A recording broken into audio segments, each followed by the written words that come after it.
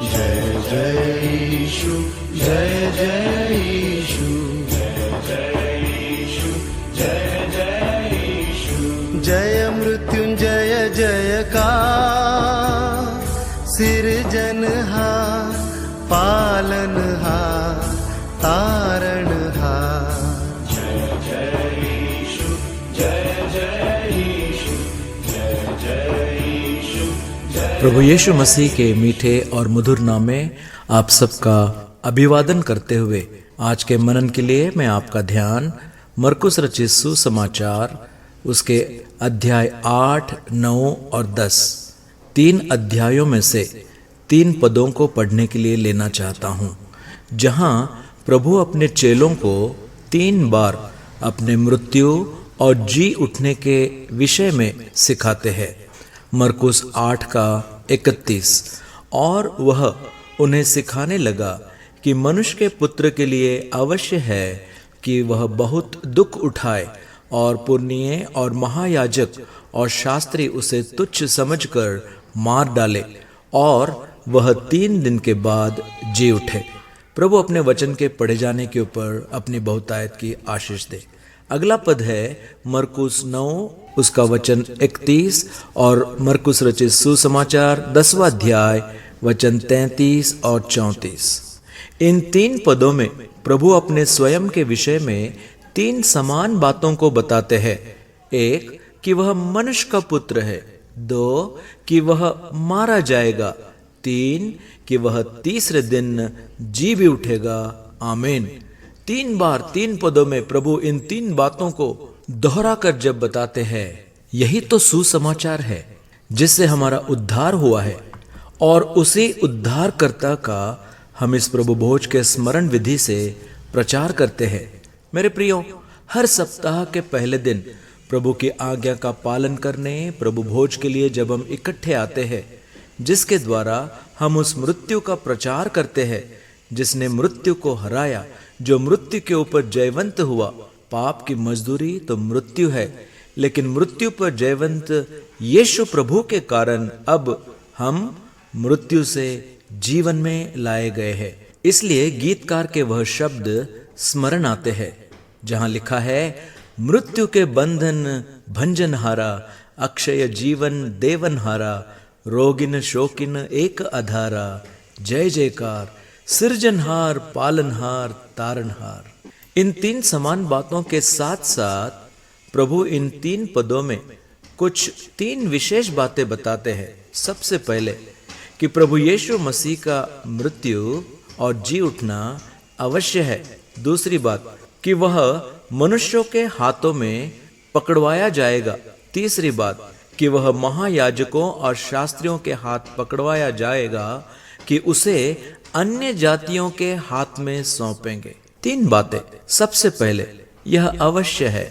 मरकुस 8 के 31 में हम पढ़ते हैं, और वह उन्हें सिखाने लगा कि मनुष्य के पुत्र के लिए अवश्य है कि प्रभु यीशु मसीह परमेश्वर होते हुए मनुष्य बनकर इस संसार में आए। यह अवश्य है कि वो हमारे पापों को अपने ऊपर ले ले। यह अवश्य है कि पाप की मजदूरी जो मृत्यु, वो अपने शरीर में उस मृत्यु में जो सलीब के मृत्यु तक उसको सह ले। यह अवश्य है कि वह तीसरे दिन जी उठे। द मस्ट ऑफ इट, क्योंकि इसके बिना मनुष्य के जीवन में मुक्ति, छुटकारा, उद्धार का अनुभव नहीं आ सकता। लेकिन दूसरी बात मरकुस 9 के 31 में हम पढ़ते हैं कि वह मनुष्य के हाथ में पकड़वाया जाएगा। ना केवल जरूरत बल्कि जरिया। Not only the must but the means of it. ना केवल क्या बल्कि कैसे। इसका वर्णन जब हम तुलना करके पहला इतिहास उसका 21 अध्याय और वचन 13 पढ़ते हैं, तब हमें मालूम होता है, जहाँ दाऊद ने गाद से कहा, मैं बड़े संकट में पड़ा हूँ, मैं यहोवा के हाथ में पड़ूं, क्योंकि उसकी दया बहुत बड़ी है, परंतु मनुष्य के हाथ में मुझे पड़ना न पड़े। यदि यहोवा के हाथ में पड़ूं तो बहुत बड़ी दया भी प्राप्त कर सकता हूँ, कितना भी बड़ा मेरा संकट क्यों न हो, लेकिन मनुष्य के हाथ में मुझे पड़ना ना पड़े, क्योंकि वहां दया नहीं निर्दयता को अनुभव करना पड़ेगा। और हमारा प्रभु मेरे प्रियो इस सारे कठोर संकट भयंकर निर्दयता के अनुभव से जाने के लिए मनुष्यों के हाथ में पकड़वाया गया।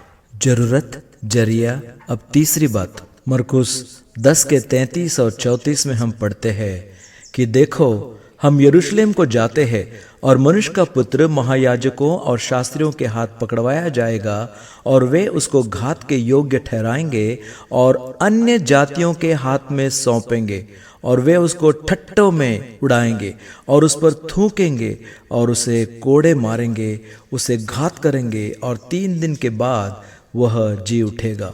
The must of it, the means of it, now the मॉकिंग of it. उसकी जरूरत, उसका जरिया, लेकिन अब उसका मजाक कैसे उड़ाया जाएगा, कैसे ठट्टों का विषय बनाया जाएगा, कैसी हंसी उड़ाई जाएगी।